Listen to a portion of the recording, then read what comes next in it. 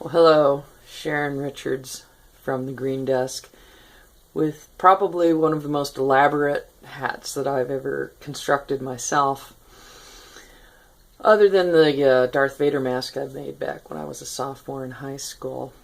And no, I don't still have it. It's I have pictures. Anyway, definitions of basic things I'll be running through this month. Collectibles, antiques, vintage, what do all these mean properly? And I think the first thing that comes to mind when we do collect and think of high-end things, we think of antiques. And typically, furniture, tapestries, anything considered over 100 years old seems to be the benchmark, with the exception of cars. I believe that is 25. My brother has an antique car, a 1966 Oldsmobile Delta 88 convertible, which he got quite some time ago and still has today. Definitely an antique by today's standards.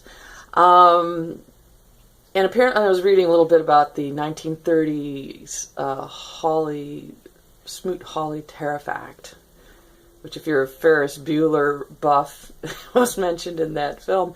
But it's interesting because also in that act about tariffs, they talk about what constitutes an antique.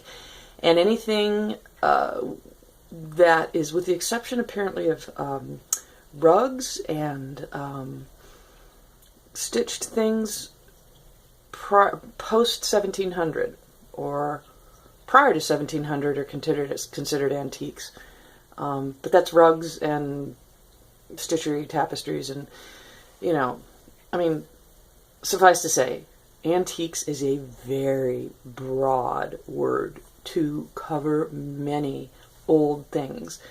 But there is also a distinction between an antique that is 100 years old or more and antiquities. Antiquities are things that tend to be in the hundreds and possibly thousands of years old. So there's a little rundown for you on antiques. I'll be running through a couple other definitions through the month and just giving the foundation of what this thing called collecting is all about. All right. Sharon Richards from the Green Desk. See you next week.